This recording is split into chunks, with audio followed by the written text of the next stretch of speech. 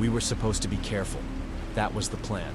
Stick together, avoid shady areas, don't get too drunk. Typical spring break rules when you're traveling abroad. But when you're young, stupid, and desperate for a cheap vacation, you make exceptions. Like booking a sketchy Airbnb in a country where we didn't speak the language. At first, it seemed perfect. Too perfect. A modern house tucked in the outskirts of the city, half the price of everything else we looked at. The owner barely spoke English, but gave us a thumbs up when we arrived, smiling like we were old friends. He handed us a single key, gesturing to the lock. One key, no spare. We shrugged it off. It should have been a red flag. That first night, we drank, we laughed, we explored the nearby clubs. Nothing crazy, nothing reckless, just a typical spring break night. By 2 a.m., we were back in the Airbnb, crashing hard. By 4 a.m., everything changed. I woke up to a cold breeze brushing against my face. My head was pounding, my mouth dry. I blinked against the darkness, trying to figure out what was wrong. The sound of the wind, the faint creak of a door moving back and forth. My stomach twisted. The front door was open. I sat up fast, the sudden movement making me dizzy. The street lamp outside cast a pale glow through the doorway, illuminating the empty entryway. The lock, broken. My pulse slammed against my ribs as I swung my legs over the bed and stepped onto the cold tile floor. "Guys?" I called out, my voice barely above a whisper. No answer. The house felt wrong. Too quiet. Too empty. I padded toward the living room, heart hammering. The coffee table where we tossed our wallets and passports was bare. Our phones, gone. Panic tightened my throat. We'd been robbed. I spun back toward the bedrooms, slamming my fist against the nearest door. "Wake up! We got a problem!" The door creaked open. No one inside. The bed was untouched. The sheets were perfectly smooth, like no one had ever slept there at all. My breath hitched. I staggered back, shoving open the other doors. Empty. My friends weren't here. But the worst part, there was only one bed. My breathing was too loud. My pulse, too fast. My friends were gone. I forced myself to think. Maybe they went out. Maybe they got drunk and found another place to crash. But that didn't explain the missing wallets, the passports, the phones. It didn't explain the single untouched bed. I stumbled back into the living room, my fingers shaking as I reached for my pocket. My phone, still there. My stomach lurched. If this was a robbery, why was mine the only one left? A deliberate choice. Someone wanted me here. Alone. Footsteps crunched outside. I spun toward the open door, the street lamp casting a long shadow as someone approached. The owner. He stepped inside without knocking, his dark eyes scanning the room. His face was calm. Too calm. I swallowed hard. "Where are my friends?" He tilted his head. "Friends?" My jaw clenched. The 3 people I checked in with. Where the hell are they? A slow smile crept across his lips. "You checked in alone." My skin went cold. I shook my head, taking a step back. No. We all got here together. You gave us the key." His expression didn't change. "You're mistaken." I reached for my phone. "I have pictures. Videos." He shrugged. "Then show me." My stomach twisted as I unlocked my phone, scrolling desperately. My hands fumbled, pulling up the pictures from last night. Blurry shots of us drinking, laughing, posing in front of the Airbnb. Proof. I turned the screen toward him, but the pictures were gone. The album was empty. My throat went dry. That wasn't possible. That wasn't possible. I tried to open my texts, to find the messages we'd sent each other. Nothing. No texts. No call logs. No proof they had ever existed. The owner watched me, his smile widening. "See? You checked in alone." I wanted to run. I wanted to scream. But my legs wouldn't move. The door clicked shut behind him. The door clicked shut, and the sound felt final. I turned slowly, my heartbeat a violent drum against my ribs. The owner stood there, his posture relaxed, hands at his sides. But there was something unsettling about the way he watched me. Like I wasn't a guest, but a problem to be dealt with. I forced my voice to stay even. "Where are my friends?" He just smiled. "You should sleep. You've had a long night." "I'm not tired." His eyes flicked to my phone, still gripped in my trembling hands. "You looked at the pictures?" My breath hitched. He knew. He knew they were gone. I nodded slowly, gripping my phone tighter. "You erased them." His smile didn't waver. "Why would I do that?" I backed away. "Because they were real. Because I wasn't alone when I checked in." His fingers drummed lightly against his thigh. "It's dangerous to be out late in a foreign country. Lots of people disappear." My stomach clenched. He was threatening me. I took another step back, eyes darting to the windows. The street outside was empty. No movement, no passing cars, no pedestrians. It was like the city had swallowed itself whole. A deep breath. Think. If I ran, he'd stop me. If I fought, I had nothing but my fists, and something told me he wasn't alone. I needed to get out, but not yet. Not while he was standing between me and the only exit. "I need some air," I forced out, keeping my voice casual. "Just a quick walk." His smile faded, his head tilting slightly. "I don't think that's a good idea." I swallowed hard. "I won't go far. I just need to. You should stay inside. It's safer." The way he said it made my skin crawl. I hesitated, choosing my next words carefully. "Can I at least grab a drink? Water?" He stared at me for a long moment before nodding toward the kitchen. "Help yourself." I forced myself to walk, not run, toward the fridge. The moment I opened it, my blood ran cold. Empty. No food. No drinks. Nothing. I slammed the door shut and turned back to him. He hadn't moved. He was just watching. "I think I'll go to bed," I said carefully, trying not to show the panic setting in. "Big day tomorrow." His smile returned, slow and practiced. "That's a good idea." I walked past him, back into the bedroom. My hands clenched as I shut the door, heart pounding in my ears. I had to get out. But how? I pressed my ear to the door, listening. Nothing. Then, a quiet click. I grabbed the doorknob and turned it just enough to test. Locked. I was trapped. I stood frozen in the dark, my fingers still curled around the locked doorknob. I had to get out. Every instinct screamed at me to act fast, but I forced myself to breathe, to think. If I panicked, I was dead. The owner was still out there, waiting. I turned back to the room, scanning for anything I could use. No weapons, no tools. The window, my only option. I crept toward it, careful not to make a sound. The latch was old, rusted. I gritted my teeth and slowly, painfully, pried it open. The cool night air rushed in, but before I could pull myself through, I saw something that made my stomach drop. A van, parked just beyond the streetlights, half hidden in the alley. The headlights were off, but the engine was running, waiting, for me. I ducked back inside, my mind racing. This wasn't just a robbery, it was a setup. They weren't going to let me leave. A floorboard creaked outside my door. The owner. I clenched my fists, backing away as his shadow passed under the doorframe. I heard his breath, steady, controlled. Then, the jingle of keys. He was unlocking the door. I had seconds. I grabbed the only thing within reach, a heavy bedside lamp, and positioned myself beside the door, heart slamming against my ribs. The lock clicked open. The handle twisted. The moment the door swung inward, I swung hard. The lamp crashed against his head.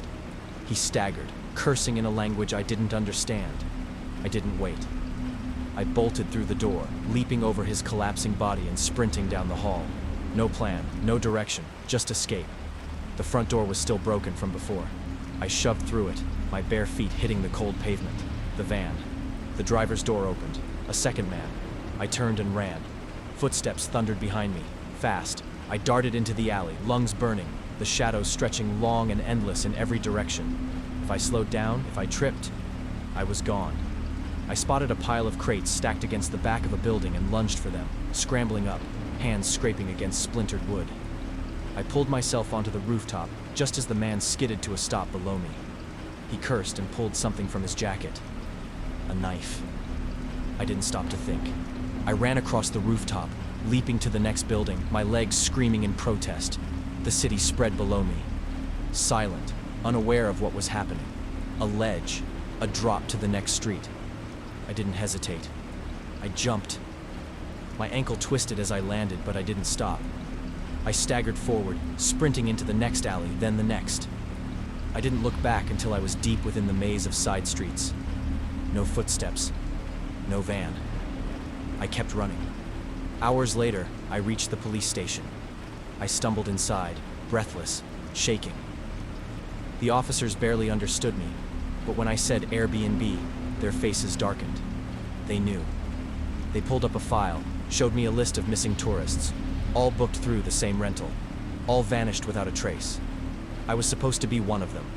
The officers took me in for questioning, started the process to recover my passport, but the Airbnb owner, the van, they were gone. By the time the police arrived at the house, it was empty, like no one had ever lived there at all. Spring break in Mexico was supposed to be insane, but nothing could have prepared us for this. Me, Dylan, Erica, Jess, and Marcus. 5 broke college kids who spent months scraping together just enough for an all-inclusive resort and a week of non-stop partying. The booze cruise was the big event, the one we were most excited for. Open bar, music, and endless ocean views. The dock was packed with spring breakers, most already drunk.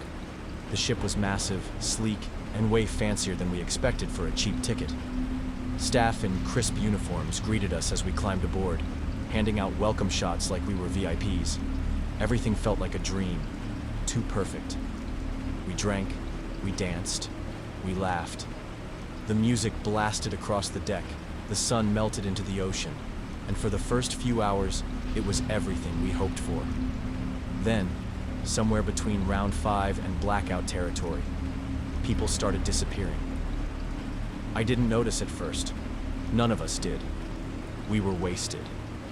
But something started gnawing at me, like the energy of the party had shifted. The crowd felt thinner, the music quieter. I turned to Jess, who was swaying against the railing, drink in hand. "Where is everyone?" I asked, my voice slurred. She blinked at me. "What?" I looked around. The deck wasn't empty, but it was less full. Dozens of people who had been dancing, laughing, taking shots just an hour ago. Gone. I shook Marcus by the shoulder. "Dude, where the hell did everybody go?" He groaned. "Bathroom? Lower decks? Who cares?" But that was the thing. There were no lower decks. This was a single-level party boat built for mindless spring break fun. No cabins, no VIP lounge. Just the bar, the dance floor, and the open ocean stretching into endless darkness. I pulled out my phone to check the time, 2:36 a.m. We'd been out for hours. But something was wrong. The boat should have turned back by now. "Jess," I grabbed her arm. "Did we miss the stop? Did they dock already?" She blinked blearily at me, then turned to the ocean. No land, just black waves, rolling endlessly under the dim glow of the moon. "Dylan," my voice was sharp now, sober. "Where's the dock?"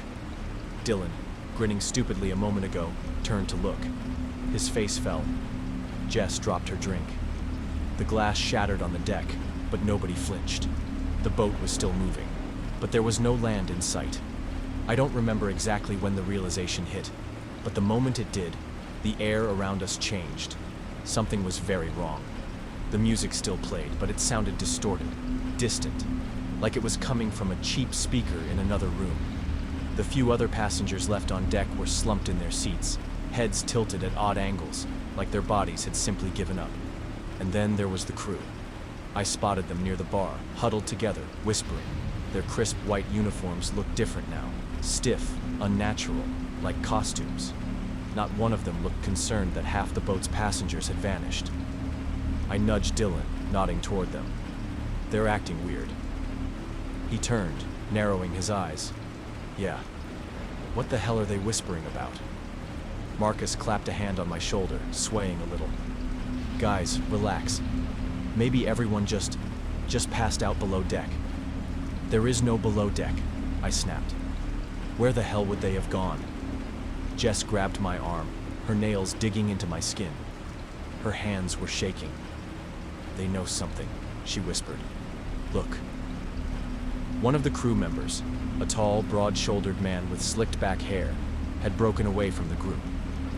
He was walking toward the captain's booth, speaking into a small radio clipped to his shirt. His eyes flickered to us for the briefest moment. My stomach turned. We weren't supposed to notice. I reached for my phone again, but the second I did, the boat's lights cut out. Pitch black. For a moment, the only sound was the eerie lapping of water against the hull. Then, the music came back, but slower, distorted. Like a warped record playing at the wrong speed. Someone screamed. Not from our group, someone else. The emergency lights flickered on, casting everything in deep red shadows. The crew was gone. The bar was empty. And then I saw it. The floor near the edge of the boat. Wet footprints, leading away from the railing. Dylan's breath hitched. No way. The prints weren't leading toward the railing. They were coming from the water. And there were too many. The red emergency lights cast long, pulsing shadows across the deck, stretching the wet footprints into something monstrous. They came from the water. The thought made my stomach turn. Marcus backed up, eyes darting wildly. No, this is a prank. It has to be. Jess let out a trembling breath. Then where is everyone? No one had an answer. Dylan grabbed my arm. We need to find the captain, now. I nodded, my pulse hammering in my throat. We moved as a unit, half-drunken panic sobering into something worse, pure survival.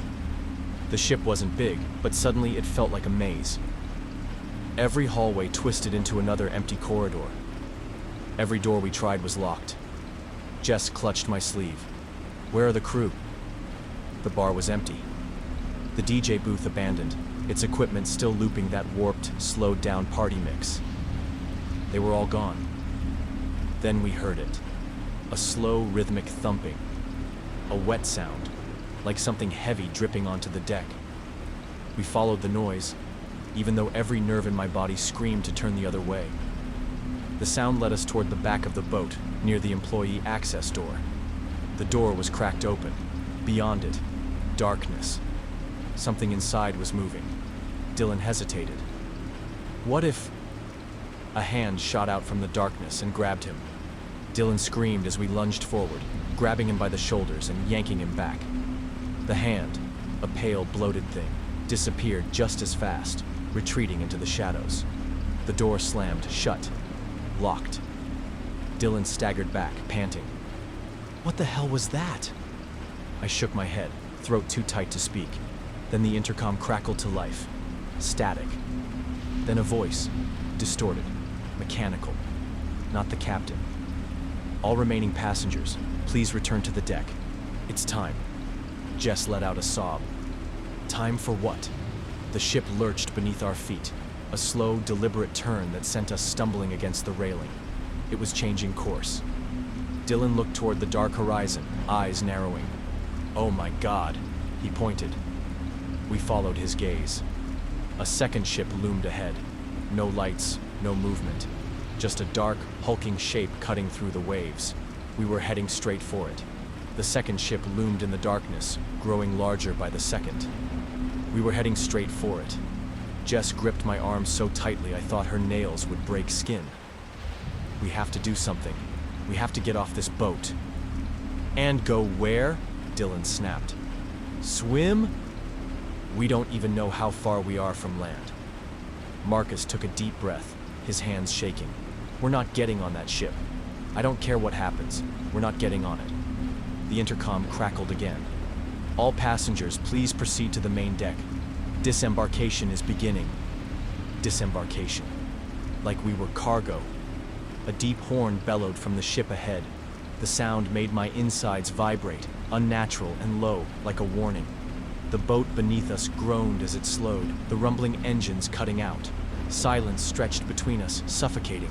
Then, movement. Figures emerged from the shadows, the crew. But they weren't acting like staff anymore. Their movements were stiff, mechanical, as they began ushering the remaining passengers toward the deck. Some people followed in a daze, blank-eyed, compliant. Others were dragged. "Run," I whispered. "Now." We broke for the opposite side of the boat, sprinting toward the lifeboats. They had to have lifeboats. Marcus reached the railing first. "There!" He pointed below. A single lifeboat was secured on the lower deck. One. And it wasn't meant for us. Dylan scrambled to untie it, his hands fumbling. "Help me! Help me! Help me!" Jess let out a sharp cry, and I turned just in time to see a crew member, if that's what they still were, charging toward us. No expression, no hesitation. I swung blindly, shoving them back. Marcus ripped the last knot loose, and the lifeboat dropped. "Jump!" Jess went first, then Marcus, then Dylan. The second my feet left the deck, the power cut out completely. The last thing I saw was a figure at the edge of the railing, watching us. Not crew, not a passenger, something else. Then we hit the water. The lifeboat rocked violently, waves slamming against its sides. We paddled blindly, barely able to see, our breath ragged from adrenaline. Then the second ship's horn bellowed again, a deep, deafening sound that rattled the air. I turned back once, just once. The first ship was being swallowed by the darkness, its deck empty. The remaining passengers were gone, and the second ship had opened its doors. Inside, past the massive cargo entrance, were cages. Then, the lights inside flickered and went out. The last thing I heard was the slow groan of metal as the ship sealed itself shut. And then, silence. We never spoke about it again. Never told anyone. We made it to shore hours later, shaking, empty. We weren't supposed to escape. And whatever was on that ship, it's still out there. Spring break in Costa Rica had been everything we dreamed of. Cheap drinks, wild nights, and beaches that stretched for miles. Our group, me, Ryan, Jess, Naomi, and Troy, spent our days surfing and our nights getting drunk under the stars. But the last night, that's when it all went wrong. We were at one of the bonfires where tourists and locals mixed in a blur of alcohol and neon wristbands. The air smelled like salt and burning driftwood, and the bass from a nearby speaker thumped in my chest. That's when he showed up. A guy named Nico. Charming, friendly, maybe a little too friendly. He had that effortless cool, messy hair, tanned skin, the kind of guy who probably grew up here.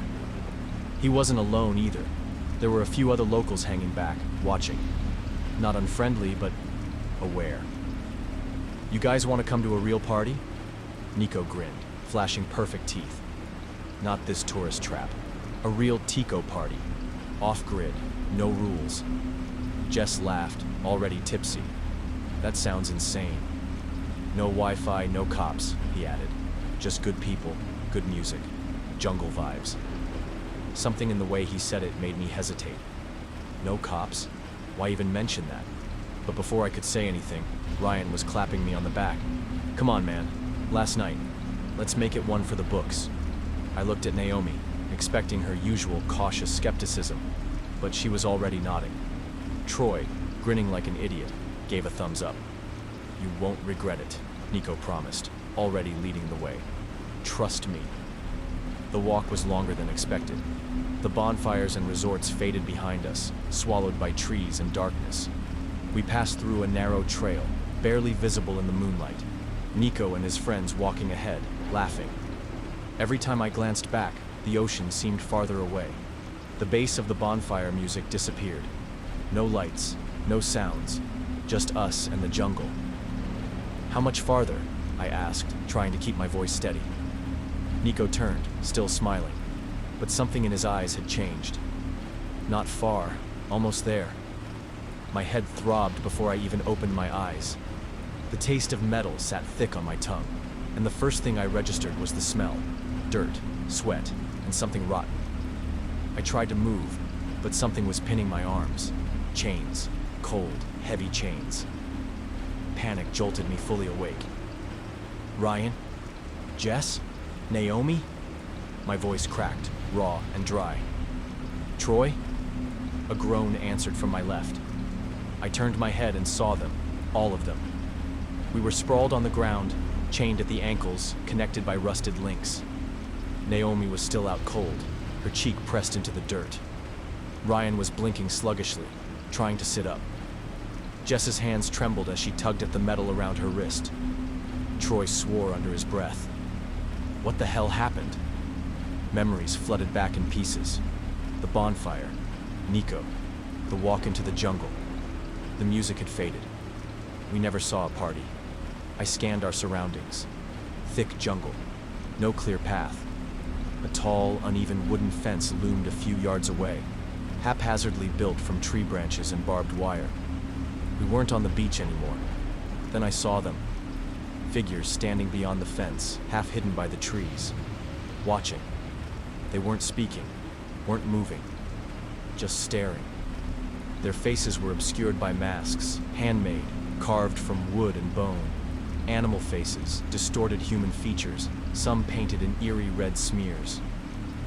Jess clutched my arm. What is this? Her whisper was barely audible. A door creaked open in the fence.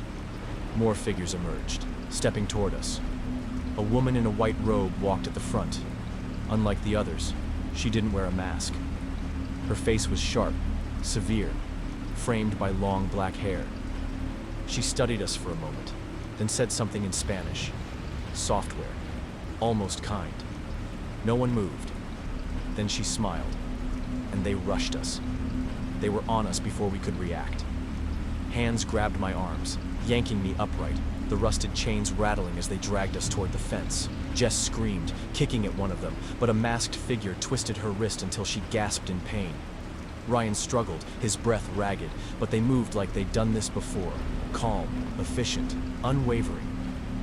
The woman in white watched it all with quiet amusement. We were shoved through the open gate, deeper into the jungle, toward a clearing where a massive stone altar stood in the center. It looked ancient, used.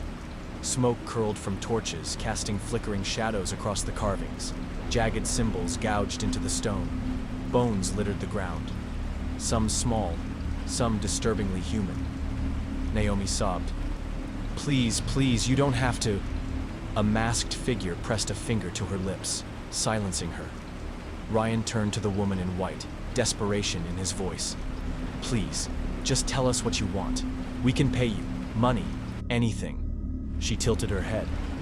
Money? Her accent was thick, the word like a joke on her tongue.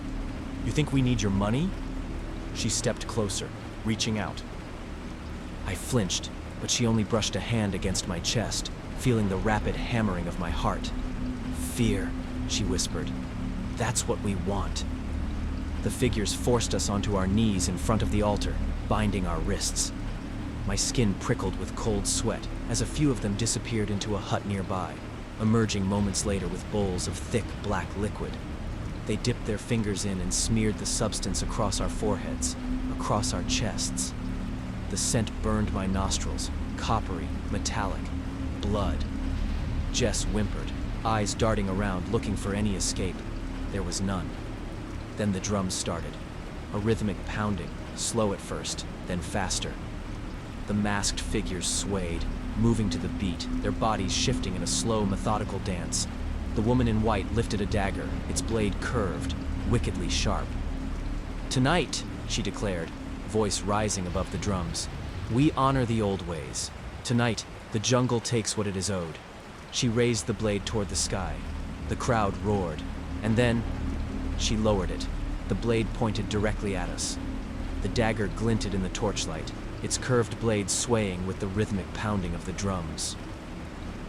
My heartbeat crashed against my ribs, my body frozen between terror and adrenaline. Ryan thrashed against the ropes binding his wrists. We have to. Before he could finish, the woman in white stepped closer, the dagger hovering just above his chest. Struggle all you want, she murmured, but the jungle chooses. Jess let out a sob. Naomi shut her eyes tight, whispering something under her breath. A prayer. Then came the chant. Low, guttural, the masked figures swayed in unison, their voices merging into something primal, inhuman. The air grew thick, suffocating.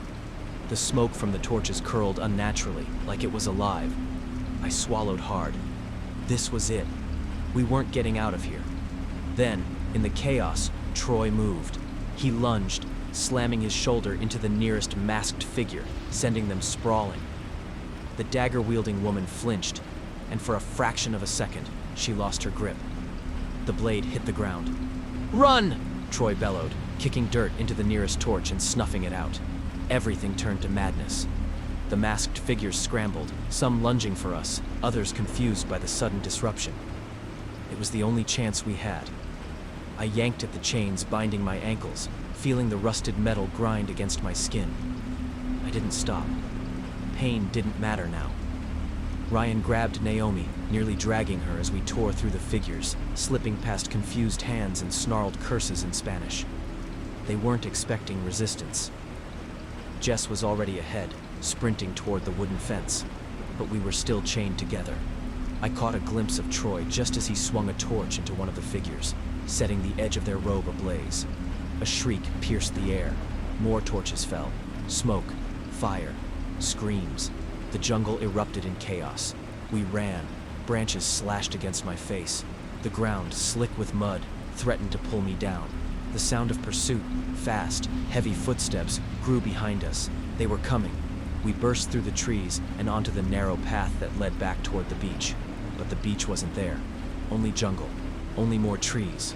We had gone the wrong way. Naomi gasped, doubling over. "No! No! We came this way, I swear!" Ryan spun, panting. "They're still coming!" Jess grabbed my arm. "We have to hide!" Troy's face was streaked with sweat and blood. We keep running." But there was nowhere to go. A low growl echoed from behind us. Not human. Then we saw them. Past the trees, just beyond the torchlight. Eyes. Golden. Hungry. Watching. Not our captors. Something else. The masked figures had stopped chasing us, because they didn't need to anymore. The jungle had taken over. The golden eyes blinked, shifting, watching. A low, guttural snarl sent ice down my spine. We had run from one horror straight into another. "Don't move," Ryan whispered. "Don't." The first shape stepped forward. A jaguar. Massive. Its shoulders rippled with muscle, its sleek body shifting through the brush like liquid shadow. And behind it, more eyes flickered in the dark. Not just one. A pack. Jess whimpered. Naomi was shaking so hard I thought she might collapse. Troy's breathing was erratic. "We're dead," he muttered. "They're going to..." I grabbed a branch off the ground, gripping it tight like a weapon. We're not dying out here." The jaguar took another step, closer, its pupils wide and locked onto us. It could kill us all in seconds if it wanted to. Why hadn't it? Then I heard it, the whisper of movement behind us.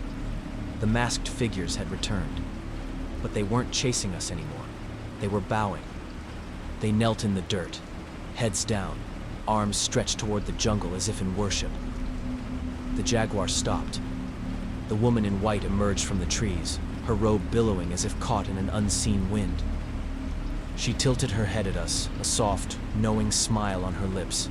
"You ran from your fate," she said, "but the jungle does not forget." The jaguar turned its gaze to her, waiting. A decision was being made. "We didn't come here for this," I said, forcing my voice to stay steady. We just wanted to leave." "Then leave," she said simply. "But know this, you have been marked. The jungle has seen you now, and it does not release what it claims." The jaguar exhaled, deep and heavy, before turning. It vanished into the brush, followed by the glowing eyes of its pack. The masked figures rose, stepping back, fading into the shadows like ghosts. And then, we were alone. Troy let out a shaking breath. "What the actual..." "Move," I muttered. Now. We didn't stop running until we reached the edge of the jungle, where the sand met the tree line. The sound of waves crashed ahead. The beach. The resort was still lit in the distance, oblivious. People were still partying, drinking, laughing. We looked like we had crawled out of hell. We didn't speak about it on the flight home. But we knew. We knew what we had escaped.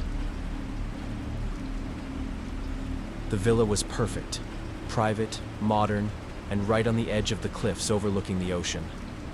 After 2 nights of non-stop drinking and partying, most of us were passed out. The speakers were still buzzing with the remnants of a song. Half-empty drinks littered the patio, and the air smelled like salt and spilled tequila. I wasn't planning on waking up early, but the heat got to me. The villa's air conditioning barely worked, and after tossing and turning, I gave up. A swim would help. I grabbed a towel and stepped outside.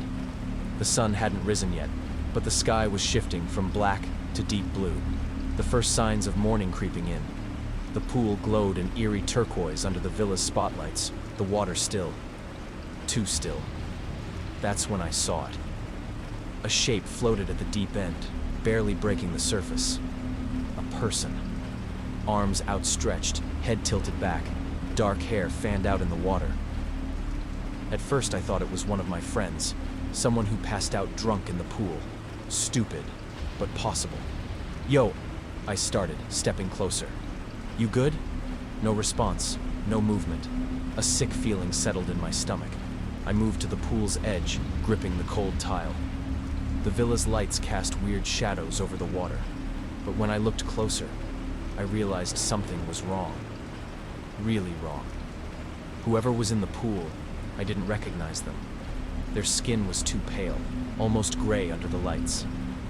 Their clothes were dark, clinging to their body like they'd been in the water for too long. I stepped back. Hey, wake up! Nothing. I grabbed the pool net, the long one we used to scoop out leaves, and reached toward them, pushing the net against their arm.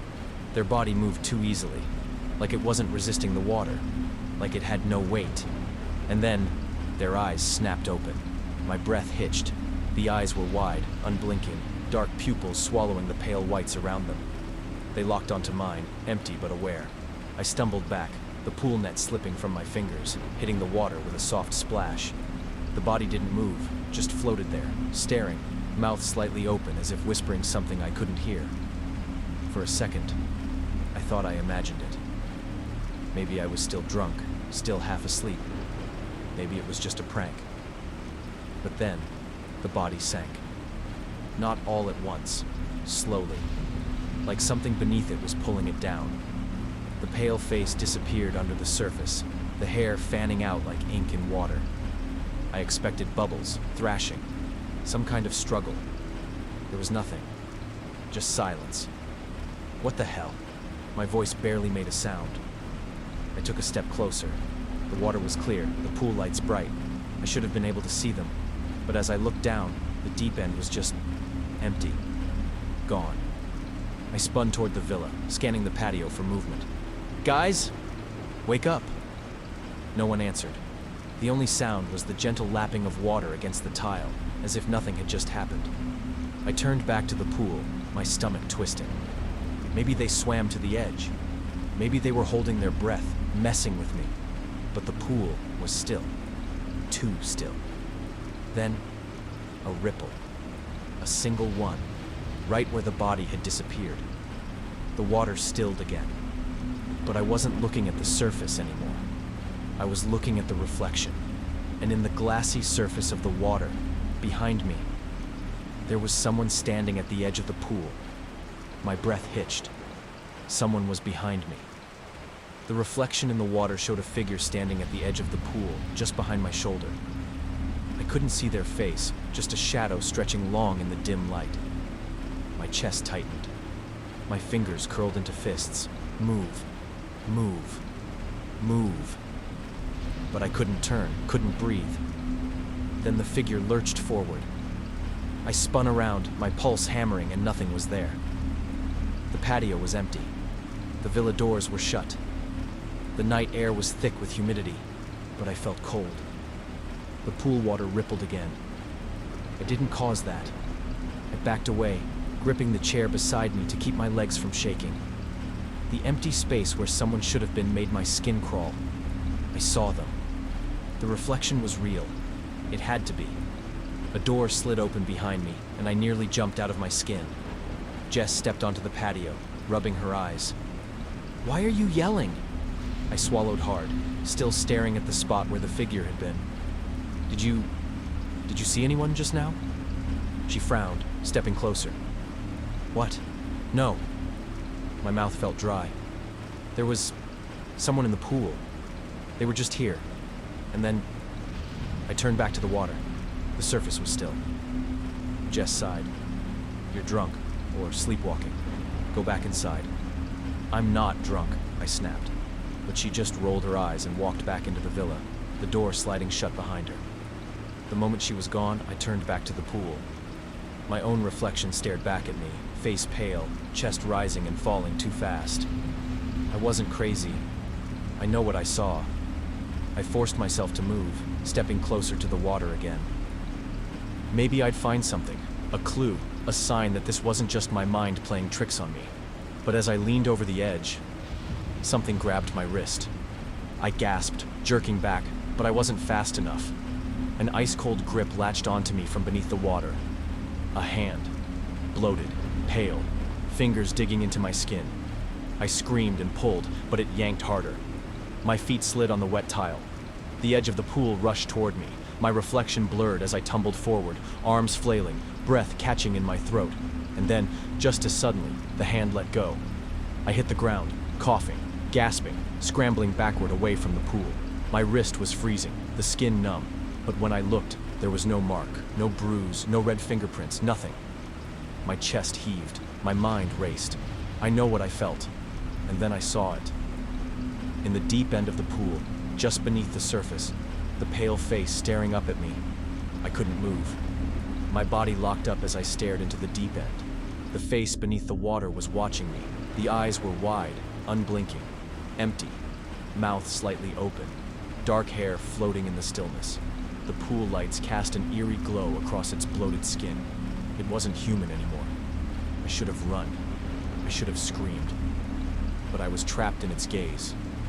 And then, it started rising. Slow at first, barely shifting, but I saw it. The body was coming up. The water didn't move around it. No bubbles, no ripples, just a slow, steady ascent. My breath caught in my throat. It wasn't swimming up. It was being lifted. I scrambled back, nearly slipping again. "Jess!" I shouted, my voice cracking. "Jess, get out here!" Nothing.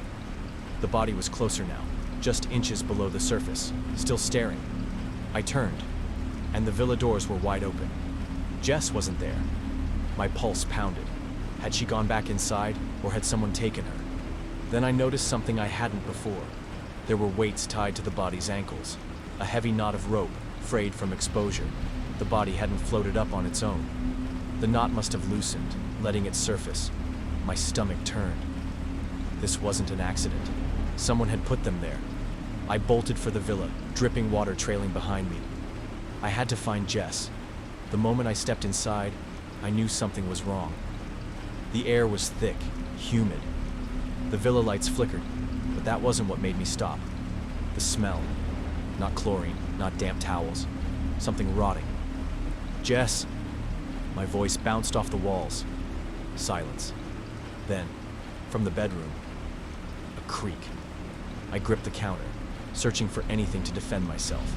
My hands closed around a bottle of tequila. Useless, but heavy enough to swing. I crept forward, forcing myself to breathe evenly. Inside the bedroom, the balcony doors stood open, curtains billowing. Water dripped from the ceiling, soaking the bed. The sheets were empty. "Jess?" My voice came out small. No answer. Then I saw something I wish I hadn't. On the floor, near the closet, wet footprints. Not leading in, leading out. I turned toward the closet, pulse hammering. The door was slightly open, just enough for me to see movement inside. I raised the bottle, my knuckles white. "Who's in there?" A shuffle. A ragged breath. And then, Jess. She was curled up, her face streaked with tears, shaking so hard she could barely lift her head. "He's still here," she whispered. He put her in the pool. Footsteps thumped on the patio behind me. I turned so fast I nearly tripped. A shadow moved past the open balcony door. A man, tall, still dripping wet. The realization hit me like a punch to the gut. The body in the pool, it hadn't been there long. Whoever did it was still here. I grabbed Jess's wrist. "We need to go, now." She didn't argue. We bolted through the villa, down the hall, past the kitchen, toward the front door. The footsteps followed. Fast, heavy. We threw the door open and sprinted. The cool night air hit my skin as we ran. And then the villa lights shut off. The last thing I saw before darkness swallowed us was a figure in the doorway, watching.